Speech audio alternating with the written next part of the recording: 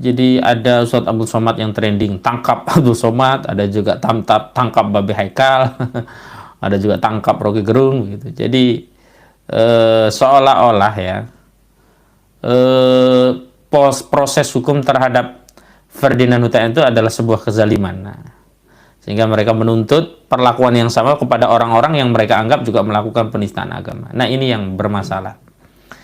Jadi kalau ulama atau Ustadz Abdul Somad itu menyampaikan ada dasar ilmu, dan untuk proses menyampaikan itu melakukan sejumlah ikhtiar pendalaman ilmu. Nah, kalau Ferdinand Hutahian itu apa maksudnya, itu menyebut Allah lemah, itu apa dasarnya itu?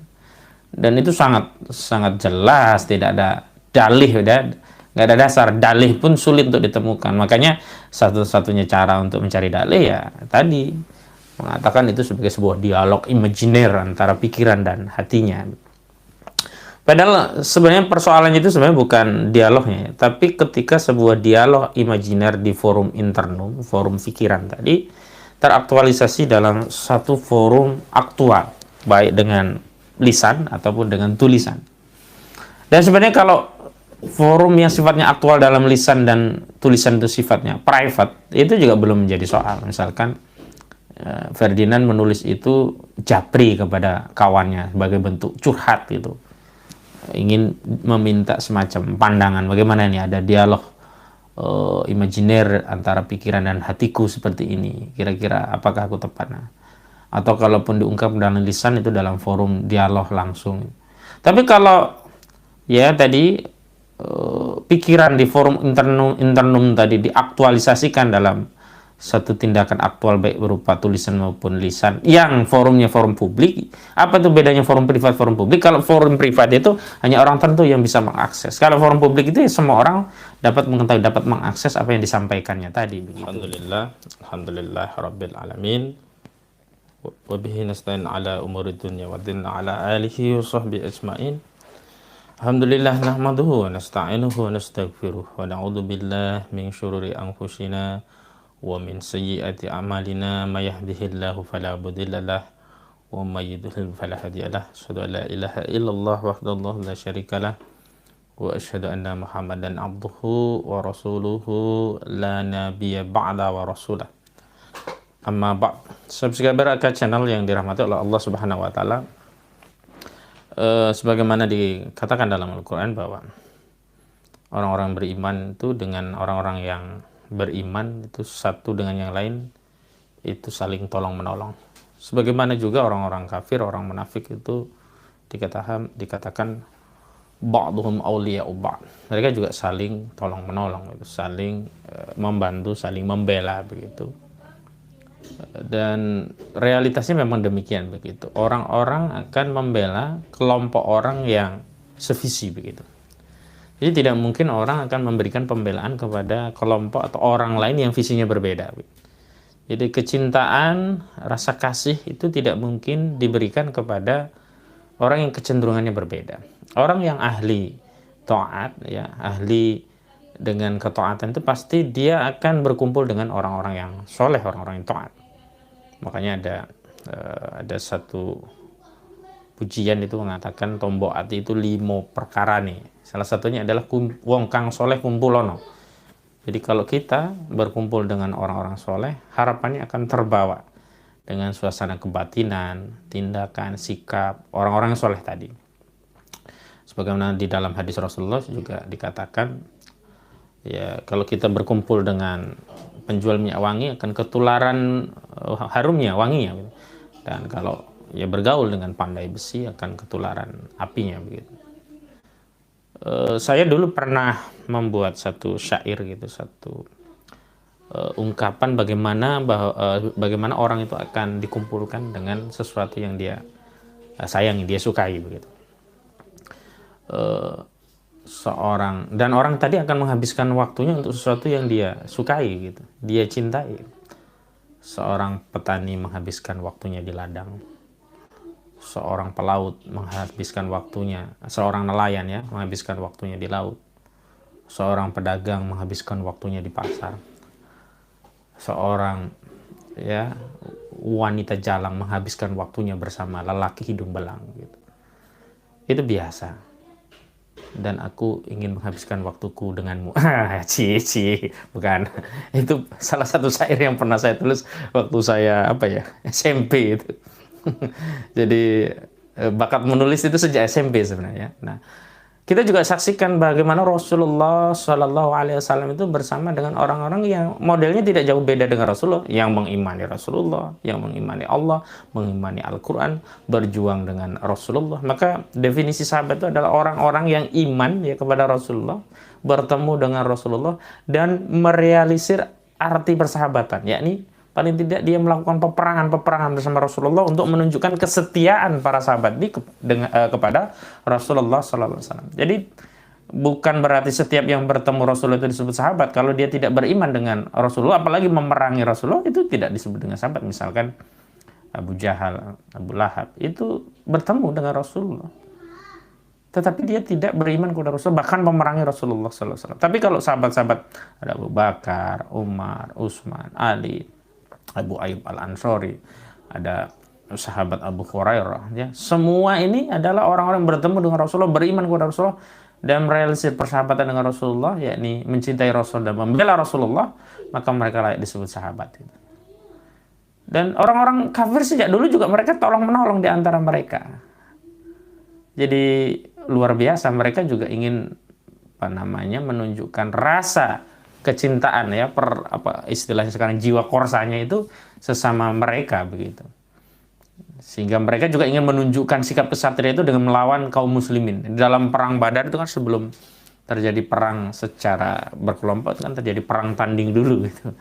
Dan itu semua juga menunjukkan bahwa orang-orang itu akan dikumpulkan dengan orang yang semodel, yang tidak jauh beda. Nah, subscriber kecilnya dirahmati oleh Allah Subhanahu wa taala, pasca ya ditetapkannya Ferdinand Huta Heian dan kemudian ditahan oleh Baris Krim Mabes Polri, ternyata ya dia tidak sendirian juga, ternyata banyak sekali yang membela dan kemudian melakukan semacam kontra narasi untuk meminta orang-orang yang mereka anggap juga melakukan perbuatan yang seperti Ferdinand menistakan agama itu ditangkap. Nah, malam ini kita membahas di Twitter itu ternyata trending topik juga, tangkap Ustadz Abdul Somad. Tapi disebutnya tidak ada Ustadznya, tangkap Abdul Somad. Dan kemudian banyak ya tautan berita-berita lama tentang pelaporan sejumlah pemuda Katolik dan juga ada beberapa ormas ya yang melaporkan Ustadz Abdul Somad, baik itu di NTT, di Polda Metro Jaya dan juga di Baris Krim Polri, yang memang saat itu tidak masuk kategori peristiwa pidana sehingga tidak ditingkatkan ke proses penyidikan. Penyelidikan pun tidak. Ya, saat itu tidak sampai pada proses penyelidikan. Bahkan Ustadz Abdul Somad pun tidak pernah dimintai datang untuk memberikan klarifikasi. Karena memang kasusnya bukan kasus pidana. Jadi Ustadz Abdul Somad berceramah Pekanbaru dan beliau sampaikan ajaran Islam tentang hal-hal yang disampaikan oleh hadis Rasulullah SAW. Dan itu di sebuah majelis ilmu disertai argumentasi, dan di sana terjadi ya dialog yang hidup antara guru dengan muridnya, ini jamaah-jamaah masjid, dan itu bukan ditujukan untuk ruang publik begitu. Makanya saat itu juga Ustadz Abdul Somad sudah memberikan klarifikasi dan kasusnya tidak naik. Saya sempat bertemu dengan beliau di Jakarta dan saat itu kita sempat bertukar pikir lah tentang kasus itu, bagaimana kemudian mengadvokasinya begitu. Dan alhamdulillah kami juga termasuk yang diberikan ikhtiram untuk dapat bisa memberikan masukan-masukan kepada Ustadz Abdul Somad. Jadi ada Ustadz Abdul Somad yang trending tangkap Abdul Somad, ada juga tangkap Babe Haikal, ada juga tangkap Rocky Gerung gitu. Jadi seolah-olah ya proses hukum terhadap Ferdinand Huta Heian itu adalah sebuah kezaliman. Nah, sehingga mereka menuntut perlakuan yang sama kepada orang-orang yang mereka anggap juga melakukan penistaan agama. Nah, ini yang bermasalah. Jadi kalau ulama atau Ustadz Abdul Somad itu menyampaikan ada dasar ilmu, dan untuk proses menyampaikan itu melakukan sejumlah ikhtiar pendalaman ilmu. Nah, kalau Ferdinand Huta Heian itu apa maksudnya, itu menyebut Allah lemah, itu apa dasarnya itu? Dan itu sangat jelas, tidak ada dalih ya, nggak ada dasar. Dalih pun sulit untuk ditemukan. Makanya satu-satunya cara untuk mencari dalih ya tadi mengatakan itu sebagai sebuah dialog imajiner antara pikiran dan hatinya. Padahal sebenarnya persoalannya itu sebenarnya bukan dialognya, tapi ketika sebuah dialog imajiner di forum internum, forum pikiran tadi, teraktualisasi dalam satu forum aktual, baik dengan lisan ataupun dengan tulisan. Dan sebenarnya kalau forum yang sifatnya aktual dalam lisan dan tulisan itu sifatnya private, itu juga belum menjadi soal. Misalkan Ferdinand menulis itu japri kepada kawannya sebagai bentuk curhat gitu, ingin meminta semacam pandangan bagaimana ini ada dialog imajiner antara pikiran dan hatiku seperti ini, kira-kira apakah aku tepat. Nah, atau kalaupun diungkap dalam lisan itu dalam forum dialog langsung. Tapi kalau ya tadi pikiran di forum internum tadi diaktualisasikan dalam satu tindakan aktual baik berupa tulisan maupun lisan yang forumnya forum publik. Apa tuh bedanya forum privat forum publik? Kalau forum privat itu hanya orang tertentu yang bisa mengakses. Kalau forum publik itu ya semua orang dapat mengetahui, dapat mengakses apa yang disampaikannya tadi begitu. Nah, jadi apa yang disampaikan oleh Ferdinand Hutain itu di dalam akun Twitternya menjadi satu pikiran yang diaktualisasikan dalam bentuk tulisan yang sifatnya dikomunikasikan kepada publik. Karena ketika dia men-tweet, otomatis pertama follower ya, orang yang mengikuti akun Ferdinand akan mengetahuinya. Kedua, walaupun bukan follower, orang-orang yang biasa kemudian bermain sosial media, karena itu tidak di set up secara private, siapapun bisa melihatnya. Dan itu yang kemudian menjadi soal, karena itu pertama diaktualisasikan dalam bentuk tulisan ya. Yang kedua, tulisan itu dihadirkan dalam sebuah forum yang sifatnya publik, di mana semua orang bisa mengaksesnya. Nah, kalau Ustadz Abdul Somad beda sekali, dia sampaikan itu di masjid.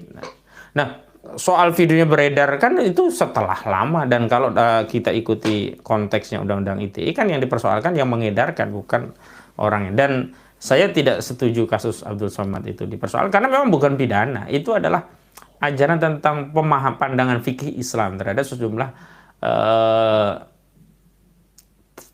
sejumlah keyakinan-keyakinan, dan dalam Islam keyakinan itu dibangun berdasarkan dalil. Ada keyakinan itu yang berasal dari Al-Quran, ada keyakinan itu yang berasal dari As-Sunnah. Nah, apa yang disampaikan oleh Abdul Somad tentang salib itu ada jinnya, itu adalah keyakinan yang dibangun berdasarkan informasi yang disampaikan oleh As-Sunnah. Nah, dalam konteks meyakini umat Islam itu kan mengenal iman kepada hal yang gaib. Yang gaib itu adalah sesuatu yang berlalu, itu gaib. Sesuatu yang tidak diketahui hari ini itu juga gaib. Masa depan itu juga gaib. Dan masa depan umat Islam itu adalah akhirat. Akhirat itu juga sesuatu yang gaib. Dan umat Islam meyakini adanya kampung akhirat, surga, neraka. Termasuk sebelum itu ada hari kiamat, hari Yaumul Mizan, hari pertimbangan ya. Itu semua adalah sesuatu yang gaib dan umat Islam mengimani itu. Jadi sepanjang ada dalil, ya, umat Islam itu memang justru wajib meyakini apa yang diinformasikan dari dalil tadi. Dan bagaimana cara kita memverifikasi dalil? Yang pertama adalah dalil tadi layak untuk dijadikan sandaran keyakinan. Nah, kalau dalilnya tadi dari Al-Quran sudah jelas, Al-Quran kalamullah. Jadi bukan kata Jen Gribo ya. Dalam satu dialog dengan Bang Egy Sujana ramai sekali Jen Gribo mengatakan Al-Quranmu salah begitu. Kemudian dia mentafsirkan 99 Asmaul Husna sebagai trinitas yang lebih daripada tri, tapi banyak trinitas itu kan ngawur itu. Tidak ada ilmu ngawur itu. Ilmu ngawurisasi ini seharusnya diverifikasi forum internal, maka dia akan mendapatkan penjelasan-penjelasan, terverifikasi pernyataan yang keliru, tidak langsung diumbar di forum publik yang kemudian ya jelas menimbulkan gejolak gitu. Nah, apa yang disampaikan Ustaz Abdul Somad tidak menimbulkan gejolak, dan kalau itu baru dimunculkan kemudian itu kan berarti ada dendam. Nah, ini dalam Islam itu kan nggak boleh ada dendam ya. Kalau ada kasus ya selesaikan waktu itu, kalau enggak ya sudah. Nah, bukan dikorek-korek kasusnya. Nah, orang dikorek-korek kasusnya itu ada motif dendam, itu ketahuan. Jadi kalau dulu tidak dipersoalkan terus dikorek-korek, nah itu ada motif dendam. Sama kasus Gus Nur itu kan dulu tidak diapa-apakan, kasus divonis sejak tahun 2019, tidak pernah dieksekusi kan. Begitu Gus Nur hari ini keluar dari penjara, dia kembali mengkritisi rejim tanpa tedeng aling-aling ya, dengan gayanya yang blokosuto, tiba-tiba muncul surat panggilan jaksa untuk mengeksekusi Gus Nur. Itu kan ada, kita bisa simpulkan ada motif dendam. Nah, kalau memang itu isunya isu penegakan hukum, semestinya sejak dulu langsung dieksekusi. Tapi kita meyakini memang ini isunya isu politik, karena sejak dulu pun tidak bisa dieksekusi karena tidak ada amar putusan pengadilan yang menyatakan memerintahkan untuk menahan. Terus dari mana? Dan itu pula yang kemudian diyakini oleh pengadilan, ya, sehingga saat itu tidak bisa dieksekusi jaksa. Nah, kenapa baru-baru sekarang? Nah, termasuk kasus Ustadz Abdul Somad itu motif dendamnya kuat sekali karena peristiwanya lama, tiba-tiba muncul dia. Dan pernah juga Ustadz Abdul Somad itu kan sempat menghilang pasca ya hiruk pikuk pilpres ya. Pilpres kemarin itu memang menjadikan umat ini terbelah ya. Sayang begitu umat terbelah, ya orang yang didukung itu sendiri sekarang menjadi bagian dari rezim gitu. Sehingga banyak sekali saya ketemu banyak sekali orang yang kecewa dengan Prabowo Subianto. Karena mereka banyak berkorban itu bukan demi Prabowo sebenarnya, demi masa depan bangsa ini. Jadi mereka tidak melihat sosoknya, tapi melihat bahwa alternatifnya saat itu tidak ada lagi selain Prabowo. Tapi begitu selesai Pilpres yang tadinya akan timbul tenggelam bersama rakyat, justru kemudian melegitimasi melalui proses gugatan di Mahkamah Konstitusi, dan begitu kalah langsung merapat dan menjadi bagian mitra koalisi, dan saat ini menjadi menterinya. Itu benar banyak sekali ya yang curhat kepada saya, wah saya benar-benar kecewa dengan Prabowo Subianto. Nah, itu juga termasuk Ustadz Abdul Somad sempat menghilang, dan saat itu dengar-dengar beliau melanjutkan studinya, S3-nya, mengambil program doktornya di luar negeri, dan kemudian bisa balik lagi. Nah, di awal-awal itu begitu beliau ceramah lagi, ya itu dikerjai lagi itu dengan kasus itu. Jadi kita bisa pahami bahwa kasus itu motifnya dendam. Saya coba ke channel yang dimati oleh Allah Subhanahu Wa Taala. Jadi kalau model negara ini akan terus dibuat ribut dengan kerjaan para buzzer ini ya, saya yakin kalau trending-trending yang diangkat ini buzzer yang melakukannya gitu. Karena mereka di dunia nyata tidak pernah eksis, tidak ada kemudian jamaah buzzer. Ini saya mau tahu, jamaahnya Ferdian Huta Heian itu kalau ngisi langsung ada nggak? Jamaahnya Abu Janda kalau ngisi diskusi atau dakwah langsung, apa kalau dia ngomong itu ada nggak? Iya, jamaahnya si siapa? Nah, Denny Siregar ada nggak kalau dia ngisi langsung jamaahnya berduyun? Jamaahnya siapa lagi? Si siapa? Ade Armando ada nggak? Ya mereka hanya ramai di YouTube, mereka hanya ramai di Twitter. Kenapa ya? Itu buzzer-buzzer, dan bisa jadi banyak juga akun-akun bodong. Kalau di dunia nyata nggak ada ya. Kalau mau membuktikan mereka itu benar-benar banyak pendukung, coba sekali-kali deh Abu Janda ceramah, mau lihat berapa jamaahnya. Nah, nggak akan bisa seperti misalkan Ustadz Abdul Somad, misalkan ya tokoh-tokoh Islam itu semuanya memang punya basis dukungan real. Mereka benar-benar punya muhibbin. Nah, bahkan mereka punya santri yang punya pondok pesantren ya. Ini kalau buzzer-buzzer ini kan santrinya makhluk gaib itu, dan patut diduga ya santri-santrinya buzzer itu ya hanya satu, bisa 10, 15, 20, bahkan 100 yang begitu komen tuh semuanya seragam isi komennya. Misalkan satu ngomong kadrun, nah semua akunnya ngomong kadrun, seolah-olah banyak, padahal ya sumbernya kalau diteliti ya hanya dari itu. Nah, dan cara menelitinya sederhana. Nah, mereka ketika di ruang nyata tidak ada pendukungnya, tidak sebanyak apa yang mereka ramaikan di sosial media gitu. Karena mereka juga tidak punya kegiatan-kegiatan secara offline yang bisa punya basis yang bisa kita. Misalkan mereka punya diskusi publik yang benar-benar hadir ya, partisipasi dari pesertanya. Kalau mau nanti peserta diskusi yang ngisi Abu Janda ya pesertanya Denny Siregar.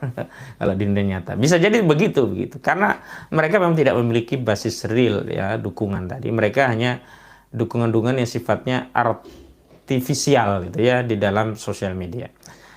Saya hanya ingin mengingatkan kepada kita semua, inilah kondisi daripada umat ini hari ini ya. Pertarungannya justru kita disuruh melawan yang receh-receh ini ya. Jadi kita nanti ya sibuk adu perang tagar dengan grup-grup yang menjadi barisan pembela penista agama ini gitu ya. Grup-grup yang merasa tidak terima Ferdinand Huta Heian itu ditangkap dan ditahan oleh Bareskrim Polri gitu. Kemudian mereka mengajukan tuntutan agar adil ya, Ustadz Abdul Somad juga ditangkap, Babi Haikal juga ditangkap, Rocky Gerung juga ditangkap. Nah, Justru kita malah kalau mau adil bukan hanya Ferdinand Hutahian, harusnya Abu Janda ditangkap, Denny Sirga ditangkap, ya kan? Abu Janda, Ade Armando ditangkap. Karena mereka itu sudah jelas ada kasusnya, ada statusnya, dan banyak yang komplain. Coba, pada kasus Denny Sirga itu korbannya masyarakat Tasikmalaya banyak yang komplain, besar sempat demo rame itu. Ditanya kasusnya di Tasikmalaya kan dilimpahkan Polda Jawa Barat, dan Jawa Barat begitu terdesak pada kasus ketika setelah menangani kasus Habib Bahar bin Smith, ya, lempar ke Polda Metro Jaya, dan ketika Polda Metro Jaya ditanya lagi ya sedang akan mendalami. Baru mau mendalami. Coba kalau itu ulama, nggak perlu dalami, langsung dipanggil, langsung SPDP kan langsung dipanggil, langsung naik status dari saksi jadi tersangka, langsung ditangkap, langsung ditahan. Dan saya bukan ngomong kecap ini, buktinya Habib Bahar bin Smith kan begitu. Dia langsung keluar SPDP, langsung dipanggil sebagai saksi, langsung setelah itu naik status jadi tersangka, langsung ditangkap dan langsung tahan. Apakah itu terjadi pada Denny Sirga? Apa hal itu terjadi pada Abu Janda? Apakah itu terjadi pada kasusnya Ade Armando? Kasusnya muter-muter kalau mereka tuh ya. Ade Armando itu kasusnya 2015 dilaporkan, muter-muter 2017 keluar SP3, digugat pra peradilan 2017 dibatalkan status SP3, ya tersangkanya diminta dilanjutkan sampai hari ini 2017, 18, 19, 20, udah 1, udah 2, 5 tahun nggak jalan kasusnya Ade Armando. Nggak ada SPDP yang dikirim ke Ade Armando. Nggak ada. Kemudian ada tentara mendatangi Ade Armando, mengultimatum, hei Ade Armando, kamu datang ya, panggilan. Kalau enggak, nanti saya tangkap. Nah, nggak ada. Jadi itu yang menjadikan publik ini nggak percaya ya dengan penegakan hukum di negeri ini. Karena memang asas hukumnya tidak equality before the law. Tidak ada asas yang menjamin kepastian hukum. Dan harusnya hukum itu kan imparsial, bukan kemudian memihak.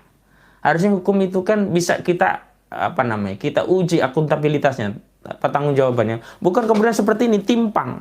Yang satu dilaporkan nggak diproses-proses, yang satu baru lapor langsung diproses, langsung di SPDP, langsung dipanggil, langsung naik tersangka, langsung ditangkap, langsung ditahan. Apalagi pada kasus terorisme luar biasa lagi.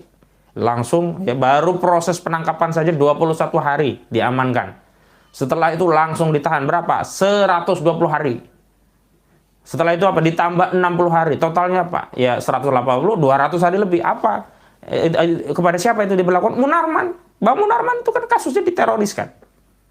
Jadi sehingga ketika kasus Bang Munarman dengan kasus terorisme, dia tidak hanya ditahan 20 hari, kemudian ditambah 40 hari sesuai dengan KUHP, Kitab Undang-Undang Hukum Acara Pidana, tapi beliau ditahan langsung pertama 120 hari. Sebelum ditahan 120 hari juga saat pengamanan itu bisa sampai 21 hari. Nah ini kondisi-kondisi yang membuat kita semua ya mempersoalkan gitu loh. Nah pada posisi itu kita mempersoalkan itu saja masih belum cukup, kok malah ada narasi kebalikannya, meminta Ustadz Abdul Somad ditangkap. Apa ini relevansinya? Ini kan jelas-jelas sudah main ngawur gitu loh. Yang penting viral, yang penting tekan, yang penting naikkan tagar, yang penting ayo lawan. Nah, karena kekuatan mereka hanya di sosial media. Kalau demo nggak ada, orangnya bisa itu. Wiji dulu masih ingat aksi bela Islam 212? Semua pasti ingat. Kemudian ada aksi bela NKRI, aksi bela Pancasila, aksi kebinakaan. Yang hadir sedikit. Habis itu juga terjadi perang kan, ada yang ngambek gitu, marah ya, mungkin duit yang dikasih banyak kok pesertanya nggak datang. Terus tanaman pada rusak ya, jauh sekali dengan aksi 212. Itu menunjukkan kalaupun mereka ramai di sosial media, itu ramainya adalah ramai buzzer, tidak punya basis real orang-orang yang mendukung. Itu kan hanya orang-orang yang memang sedikit kemudian di buzzer ya, di amplifying dengan sebuah sistem digital sehingga satu orang bisa seolah-olah banyak. Dan itu sangat mudah sekali kalau kita mau melacak. Di akun kita yang ikut siaran ini juga banyak buzzer. Sederhana kalau buzzer itu ciri-cirinya. Kalau diklik nanti rata-rata temannya cuma 1-2. Dan dia udah lama itu. Kalau Facebook apalagi mudah sekali terlihat itu. Kalau YouTube masih mungkin bahwa dia memang tidak ingin menjadi YouTuber sehingga memang ya pertemanan dia sedikit dan tidak meningkatkan akunnya menjadi channel. Dia hanya mendaftar ke YouTube sekedar agar bisa nonton siaran-siaran YouTube. Itu kan harus punya akses melalui akun YouTube. Tapi kalau Facebook itu ketahuan banget. Jadi kalau diklik ya bahasa-bahasa itu temannya cuma 1-2 Habis itu sudah lama, nggak ada update, nggak ada update status selain dia tadi mengomentari berbagai postingan pihak lainnya gitu. Jadi hanya juru ribut saja. Dia tidak punya produk sendiri, ya kan? Dia tidak punya karya sendiri, tapi dia hanya bisa ya membuzzer ya, atau menjadi anjing penggonggong saja gitu. Nah, dan itu sejak zaman Rasulullah SAW itu sudah ada buzzer yang mengganggu dakwah Nabi SAW. Ketika Nabi berdakwah, kan Nabi dianggap gila, Nabi dianggap tukang sihir, Nabi dianggap memecah belah, Nabi dianggap anti kebenakaan, Nabi dianggap anti Arab lah, istilahnya anti Mekah karena saat itu membawa agama baru, ya anti NKRI lah katalah. Nabi dianggap tidak sejalan dengan kesepakatan berbangsa karena dulu Mekah tadikan dengan kesepakatan nenek moyang mereka, sementara Nabi membawa wahyu sendiri. Ya sama lah kayak sekarang kalau ada dakwah dinarasikan, waduh, anti anti kesepakatan berbangsa gitu.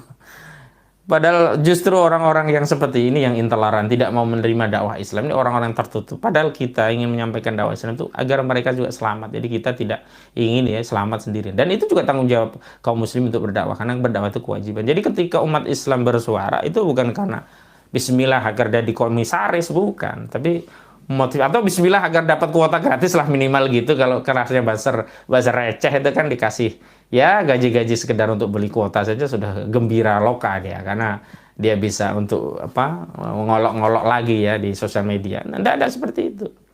Jadi kalau dalam Islam berdakwah itu karena motivasinya adalah mencari ridha Allah, dan memang pada titik itu dakwah-dakwah kepada kemungkaran seperti ini harus tegas sehingga terlihat ya mana yang bengkok, mana yang lurus. Jadi Syekh Taqiyuddin An-Nabhani itu memberikan tamsil ya, kalau kita berdakwah itu ibarat meletakkan garis lurus di samping garis bengkok. Maksudnya apa? Apa yang tren, apa yang apa yang dibincangkan masyarakat, lalu kita masuk ke dalam perbincangan itu dan menunjukkan mana yang benar. Jangan hari ini masyarakat sedang ramai ngomongin penistaan agama dan sebagainya, kita buka siaran kemudian mengatakan keutamaan duduk-duduk di masjid, keutamaan iktikaf. Itu tidak memberikan garis lurus di samping garis bengkok, karena isunya hari ini tuh bukan itu gitu loh. Nah, nanti kalau sudah masuk pada Ramadan ya ada iktikaf, nah bisa itu masuk mengutamakan menjelaskan keutamaan iktikaf. Nah, ini harus begitu, dakwah itu harus dinamis, mengikuti apa yang berkembang, apa yang lagi in, dan kemudian sampaikan mana yang kemudian benar gitu. Jangan sampai begini, kalau kebohongan itu terus disuarakan nanti dianggap kebenaran karena tidak ada yang mengcounter. Justru kita harus selalu ya menyampaikan kebenaran. Kalau kita menyampaikan kebenaran diulang-ulang itu sampai kebenaran itu menjadi keyakinan. Karena kebenaran pun kalau tidak diulang-ulang orang nggak yakin gitu. Coba bayangkan, dari dulu kita diajari untuk terus melafalkan bacaan syahadat. Sholat saja kita 5 waktu yang wajib, dan di setiap sholat itu paling tidak kan kalau ada tahiyat awal akhir saja subuh itu kan nggak ada tahiyat awal langsung tahiyat akhir saja gitu kan, paling nggak 1 syahadat. Kalau ada 2 tahiyat kan berarti 2 syahadat dikali. Nah, ini yang kemudian menimbulkan keyakinan bahwa memang kita harus bersyahadah untuk Allah Subhanahu wa taala, untuk Rasulullah, bahwa kita memang meyakini bahwa Allah itu adalah nabi dan pembawa risalah dari Allah Subhanahu wa taala, sehingga kita meyakini semua yang dibawa oleh Rasulullah, baik dari Al-Qur'an yang kalamullah tadi ya, juga as-sunnah yang merupakan wahyu yang diwahyukan, sebagaimana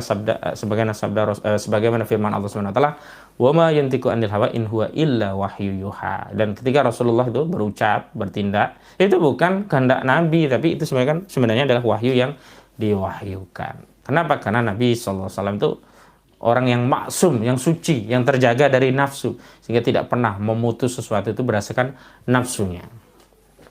Saya ke channel yang dirahmati oleh Allah Subhanahu wa taala. Saya tidak tahu ini akan sampai kapan perang tagar seperti ini. Sebenarnya kan kuncinya pada penguasa. Kalau penguasa itu bertindak adil, tegas ya, memberangus suara penista agama dan tidak memberi ruang kepada para penista agama untuk terus bersuara, nah selesai. Tapi karena hari ini yang menista itu diberi ruang, diberi kebebasan, dengan cara apa? Ya dengan cara tidak ditindak, itu kan sama saja. Lalu mereka merasa benar dan mereka kemudian berkampanye dan kemudian menuntut ya, sesuatu sesuai dengan tuntutan mereka. Pada tuntutan mereka keliru gitu. Nah, di titik itulah yang kemudian kita ya akhirnya harus konsisten juga untuk menyuarakan kebenaran, sebagaimana orang-orang yang menyuarakan kezaliman, menyuarakan sesuatu yang tidak sejalan dengan syariat itu juga gigih sekali mereka, berjuang juga mereka. Coba zaman dahulu orang-orang kafir itu untuk membela kekafiran sampai perang, sampai mati demi membela kekafiran, ini kan lucu. Tapi itulah keyakinan. Orang kafir meyakini Allah bukan Tuhan, maka dia berperang dalam rangka untuk keyakinannya tadi. Sama-sama mati. Jadi jangan dikira orang yang berjuang itu hanya orang yang beriman. Jangan dikira orang yang berkorban itu hanya orang yang beriman. Orang-orang kafir pun juga berjuang, orang-orang kafir pun juga berkorban. Makanya satu ketika Allah mengingatkan, saya lupa surahnya, pada suatu perang kita pernah kalah. Jadi ingatkan bahwa dulu mereka juga sakit pada saat perang Badar kalah dan seterusnya. Oh, saat perang ini Uhud, walaupun sebenarnya perang Uhud itu kekalahannya itu kan memang ada kekeliruan dari pasukan pemanah yang tidak mentaati instruksi dari Rasulullah SAW selaku komandan perang ketika itu. Jadi buru-buru turun. Nah itulah nafsu karena melihat ada ghanimah, dianggap musuh sudah lari tengah-tengah. Ternyata setelah turun dari bukit ya pasukan panah untuk mengambil ghanimah yang ditinggalkan oleh orang-orang kafir, orang kafir memutar arah dan membokong kaum muslimin, dan akhirnya hampir saja kaum muslim habis ketika itu. Tapi Allah tolong ya. Tapi qadarullah ya, pemimpin pasukan yang saat itu memenangkan perang Uhud dari pihak kafir itu akhirnya menjadi tentara kaum muslim, bahkan menjadi panglima kaum muslim yang luar biasa. Siapa dia? Khalid bin Walid. Ini kan saat itu kan kalahnya kan karena strategi Khalid bin Walid yang memutar itu dan mengecoh pasukan pemanah, dianggap pasukan orang-orang kafir Quraisy kita itu kalah gitu. Baik, saudara channel, intinya bahwa kita harus membela. Tidak hanya Ustadz Abdul Somad, siapapun ya ulama kita yang mau diperkarakan ya oleh buzzer ini.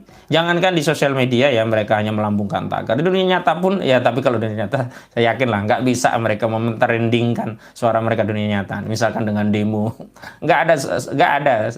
Saya berani jamin lah, mereka itu kan ramenya hanya di sosial media saja. Jadi kalau di sosial media itu kosong, nggak ada kekuatan. Walau kita yang punya basic nyata di dunia nyata ini banyak suara juga, jangan diam di sosial media. Justru kita harus perkuat sosial media sehingga kuat ya dua-duanya. Dunia nyata kuat, ada basis orang benar-benar yang berjuang membela ulama, membela Ustadz Abdul Somad, membela semua yang dikriminalisasi ya, yang akan dizalimi begitu, termasuk yang hari ini kita lakukan membela Ustadz Abdul Somad karena sudah ada narasi melalui Twitter ya, perang Twitter itu, di Twitter itu muncul tagar tangkap Ustadz Abdul Somad, dan di dalamnya itu komentarnya Masya Allah sudah fisik ya, ada yang fisik, ada yang luar biasa, udah keluar. Dan itulah karakteristik para penista agama, gerombolannya seperti itu ya. Saya katakan tadi, orang itu tidak akan bergaul dengan model yang beda. Jadi kalau ada seorang suami istrinya tidak taat, biasanya harus ngukur, jangan-jangan suaminya juga begitu. Karena begitu tadi, orang itu yang punya kawan nggak akan beda dengan kawannya. Ya Abu Janda ya kawannya Denny Siregar, nggak mungkin Abu Janda punya kawan ulama, misalkan ulama-ulama yang lurus. Nggak mungkin dia ngumpulnya ya dengan grupnya Abu Janda. Atau kalau ketemu ulama ya ulama yang kualifikasinya tidak beda dengan Denny Siregar, dengan Ade Armando yang sifatnya ya tadi fatwanya bisa dibeli untuk mendukung kezaliman penguasa gitu. Baik, itu dulu yang bisa saya sampaikan. Saya mau lihat dulu beberapa komentar dari subscriber Aka Channel yang saya lihat hari ini juga lumayan banyak begitu. Ada Beletub, siap-siap kita hadapi kafir harbi. Nur Laili, semoga Allah lindungi umat Islam. Nanta Kusuma, Kribo, gak ada pengikut ngomong agama serampangan, dia bagian dari buzzer ya. Kemudian ada lagi Suito, zaman ini kok seperti kembali ke zaman dulu, ada kelompok-kelompok yang anti ulama, anti Islam. Supriyanto Asbar, Masya Allah. Andriani, demi perut sendiri buzzer gak mau, susah cari duit, inilah fitnah. Sebadan Arahab, Ferdinand Hutayan pengen diangkat Jokowi jadi komut atau menteri, makanya dia menista agama Islam. Begitu ya. Zulkarnain tangkap buzzer laknat ya. Kemudian ada yang lain juga, Supriyanto Supri, tambah yang banyak buzzer biar orang tahu banyak orang yang bodoh, cap kecap. Jalman Rizub, nah ini ada Cuko, belum tentu soal apa ini, CT pengadu domba hudang di balik wakwan. Bila pemerintah negara menangkap intelektual NU yaitu Ustadz Abdul Somad, berarti pemerintahan sudah menghina dan mencari permusuhan dengan organisasi NKRI yaitu NU. Nah, Kita tidak tahu, karena kalau sudah pada titik tertentu mereka sebenarnya tidak mempedulikan lagi mau ormasnya apa. Karena memang ini yang harus kita sadari, jangan sampai begini ya, ketika kelompok kita, ya, organisasi kita, ulama kita, golongan kita tidak dizalimi, kemudian kita berpikir, biarin aja lah, itu kan kelompok mereka ini kan beda dengan kita, mereka aja sering. Nah, suatu saat sampai juga ke kelompok tadi, dan kemudian dia akan mengalami apa kezaliman yang ditimpa saudaranya. Justru itu kita harus bersuara, jangan melihat ini apakah mazhab ini, mazhab itu, kelompok ini. Enggak, seorang Islam ya itulah saudara kita, harus kita bela. Dan kita harus menghindari narasi adu domba. Nah, mereka kan kalau sudah bisa mengadu domba kita, mereka tinggal tepuk tangan, ketawa-ketawa. Anggap mereka bisa berhasil. Jadi adu domba itu kan strategi kuno. Dari dulu kan mereka tidak mau turun tangan. Nah, kalau nanti adu domba itu gagal, baru mereka turun tangan sendiri. Nah, itu sebenarnya musuh-musuh sebenarnya. Dan di balik hiruk-pikuk ini sebenarnya bukan hanya lihat Abu Janda dan sebagainya. Ini kan agenda besar barat kapitalisme yang ingin menghalangi kebangkitan Islam. Dengan cara apa? Mengadu domba umat Islam. Dimunculkan Islam radikal, ya Islam ekstremis, Islam teroris, dan mereka membuat kelompok Islam yang menurut mereka bagus secara moderat, Islam toleran, Islam yang berkemajuan, Islamnya begitulah. Jadi seolah-olah kalau kita ngikuti Islamnya Rasulullah, ya, ngikuti perjuangan Rasulullah untuk menegakkan Islam, dianggap radikal, dianggap intoleran dengan kondisi hari ini. Ya, itu semata-mata seperti itu. Karena mereka tahu kalau umat Islam bangkit, kembali menegakkan Islam, kembali kepada ajaran Nabi SAW untuk menerapkan syariat Islam secara kafah dalam bingkai negara, dalam konteks masyarakat dan seluruh dimensi kehidupan. Nah, mereka takut. Jadi mereka nanti nggak bisa menjajah Indonesia, nggak bisa menjajah Malaysia, nggak bisa menjajah Mesir, nggak bisa menjajah Turki, nggak bisa menjajah Arab. Mereka nanti akan kehilangan harta pundi-pundi yang selama ini mereka jarah dari negeri kaum muslimin. Ini harus kita sadari. Jadi musuh kita sesungguhnya adalah muharriban, fi'lan ataupun hukman. Mereka negara penjajah, baik yang ideologinya kapitalis maupun yang komunis. Jangan sampai kita terkecoh, hanya fokus ya anti komunis, sementara kapitalisnya tidak kita lawan. Kita justru malah menjadi bagian dari antek kapitalis, ya, yang hanya digerakkan suaranya untuk bertarung dengan komunis. Nah, sementara orang-orang kapitalis ini tinggal ngambil bagian dari harta-harta kita disibukkan dengan anti komunis saja. Tidak, ya, komunis kita lawan, kapitalis juga kita lawan. Tidak boleh kita kemudian menganggap masalah bangsa ini hanya komunis. Sementara yang eksis hari ini, yang benar-benar merusak, yang merampok kekayaan kita, itu jelas rezim kapitalis. Kapitalisme, sekularisme, demokrasi, itulah biang masalah atau akar dari masalah penderitaan di negeri ini dan negeri-negeri kaum muslimin lainnya. Itu saja yang bisa saya sampaikan, mudah-mudahan bisa memberikan pencerahan. Saya ingatkan kita semua agar terus berjuang membela ulama kita, siapapun, tidak perlu melihat latar belakang dan mazhab apapun. Sepanjang dia ulama, sepanjang dia umat Islam, kita harus berdiri, bergandengan tangan, menunjukkan persaudaraan karena Islam, sebagaimana orang-orang zalim juga saling tolong-menolong di antara mereka. Demikian, kurang lebihnya mohon maaf. Billahi taufiq wal hidayah wal afu minkum. Assalamualaikum warahmatullahi wabarakatuh.